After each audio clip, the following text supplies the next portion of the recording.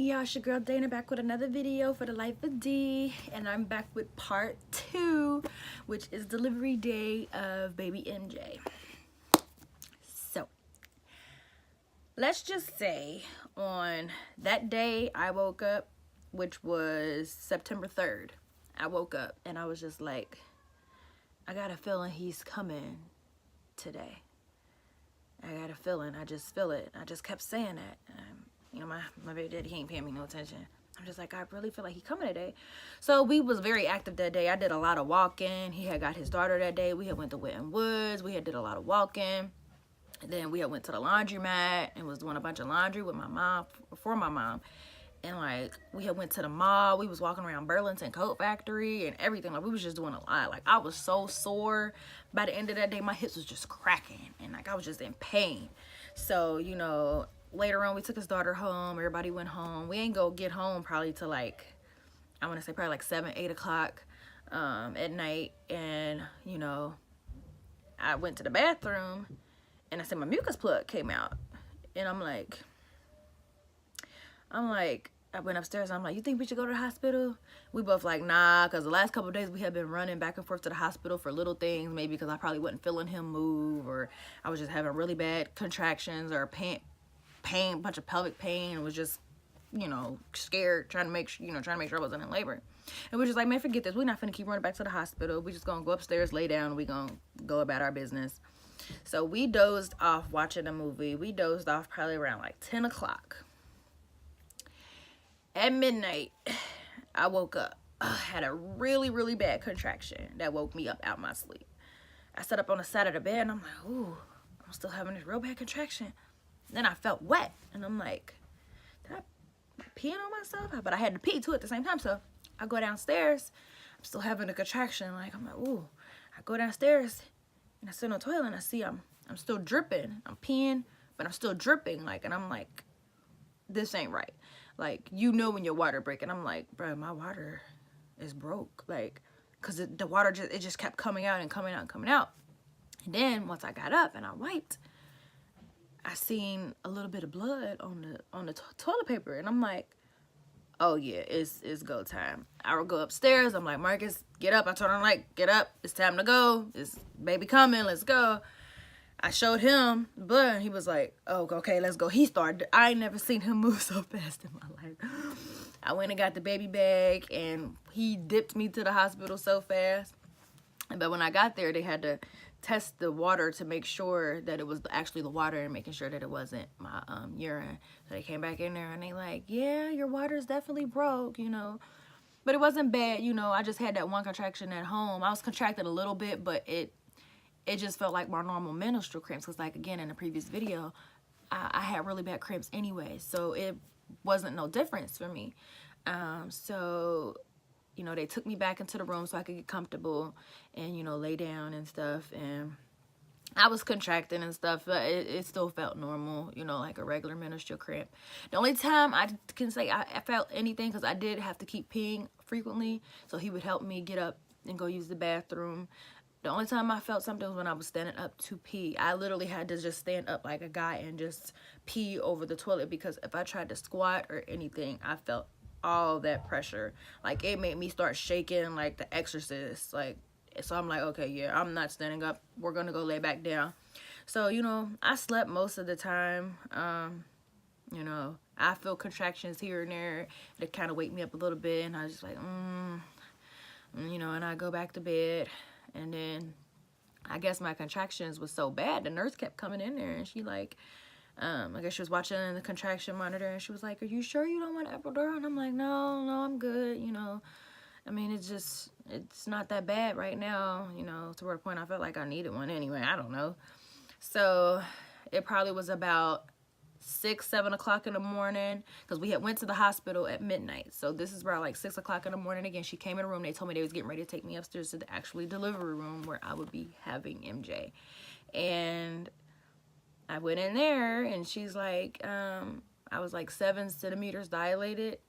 And she was like, you sure you don't want an epidural right now? You can get an epidural if you want to, whenever you want to. Your contractions are pretty strong. And I'm like, I'm 7 centimeters? Like, okay. So at this time, of course, after midnight, it was September 4th. So I'm like, all right, forget it. Let me go ahead and get this epidural because I do not want to feel him coming out down there. I don't want to feel all of that. So that's the only reason why I got an epidural. Other than that, I feel like I probably could have went natural. So he gave me my epidural. The guy who did it was really, really good. I didn't feel it go in at all. Most people say the epidural hurt it. But I honestly, I did not feel it. Unless the guy just did it. Like I said, he was just really, really good. So after that, of course, I completely went numb. I slept. And a lot of my friends start coming to the hospital to see me, and I just slept the whole time while they just chatted it up with my son's dad. And I'm like, yeah, I'm out. I'm going to sleep. And so, let's see, probably around like noon, she came in, my doctor, she was checking me, and I guess my contractions slowed down. And she gave me a little bit of Pitocin, I think it is, in my IV bag to make me start contracting a little bit more. So after she got that going, she put a little bit in there. I guess I start contracting again. And by, I want to say probably about 12:30 or close to 12:30, somewhere around that, 12:40, I was ready to push. She came in there. She was like, do you feel pressure down there? I'm like, oh, I feel a little something down there, of course, but I had epidural, so I really couldn't feel pain, but I did feel something like, you know, pushing down. And she's like, oh, his head down there. You definitely ready to start pushing. So I only pushed for 20 minutes, and which is very good for somebody's first baby. I pushed for 20 minutes, and there he was. He came out at 1:08 on September 4th, 2016. And so just hearing his cry, I was like, I kind of got teary-eyed a little bit. Then I was like, oh, nope, let me keep it together. Let me keep it together. But it was so cute, y'all. His little bitty cry. And then, you know, they got me all together down there. And then my son's dad gave me some pop because I was so thirsty, y'all. The whole time I'm in there, I'm like, I want some Sprite. I want some Sprite. As soon as the MJ popped up, give him a Sprite. I need some, my throat dry and everything kind of thing. Like, dang, I don't want no popsicles no more. All they give you is popsicles when you're in labor. So, you know, after that, I did breastfeed him. I instantly latched him on so he could, you know, we did the skin to skin, and then I latched him onto my breast so he could breastfeed. And then, yeah, you know, it was a good labor. I think it was a good labor. I think I went in thinking so negatively about it because I hear everybody's stories about it, like, oh girl, it's the worst pain you ever gonna feel, and the epidural hurts so bad, and all these bad things. So yeah, so I went in thinking it was something so bad, and it turned out it wasn't that bad to me. And so that's one thing that is true. Everybody's birth and pregnancy is different. But I feel like you should always go in positive. Don't go into it scared, because again, yours might not be like theirs. Everybody's pain tolerance is different. And again, I think mine's probably wasn't that bad to me because I had those really, really bad cramps, and that's all it felt like to me, was just the bad cramps I used to get. So yeah, don't, if you're pregnant or planning to have a baby, you're expecting now, hopefully this enlightens you up a little bit, kind of keep you a little bit positive about it. Not everybody's pregnancy and labor and delivery is bad. No, I mean, some people's is, you know, some people go through different things, but I learned firsthand, I shouldn't have been that scared. I shouldn't have. It was nothing to me. It was nothing. And I would, like I said, I would do it again. I would do it 10 times. But who's to say those next couple ones won't be as good as this one? They might be worse, who knows? But as far as what I experienced, it wasn't that bad to me. So my original due date wasn't until the 28th of September. They had scheduled me for a C-section because MJ was measuring so big.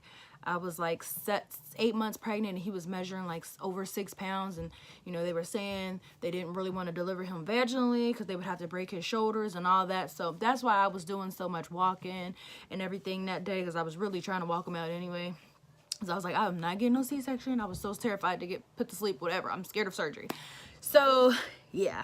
So, and then even before then, like, I was going swimming, doing squats, dancing, walking every day. Like, I was really trying to get him out of there, y'all. So, but he did end up coming like 4 weeks early, a little bit under 4 weeks earlier than what he was supposed to. So of course that was September 4th, 2016. So they did still consider him premature, but he still came out 7 pounds and 1 ounce. So like I said, he very healthy baby. I was able to take him home. He didn't have to stay in the NICU. He was very healthy for him to come so soon. So I was definitely very blessed with him. Definitely blessed. He is my little blessing, I'm telling you, especially after being told, you know, I might possibly have endometriosis, and you know, of course with that, sometimes you are not able to have children. So yeah. If you have any questions, any other questions about my labor or delivery or anything like that, just feel free to ask me. Y'all know I always answer questions. But anyways, make sure you like and subscribe to this video. Hit that notification bell so you can know when I upload it. If you have any other informational videos you want me to tell y'all about, just let me know. I do have other story times I'm going to tell y'all about too, y'all. And again, I told you I got a lot of stuff I want to do for this channel. But I just got called because MJ is hungry, as always. Like, this last couple days, his appetite has been on 1,000. Like, he's a growing boy. But anyways, y'all, until next time, see y'all in the next video.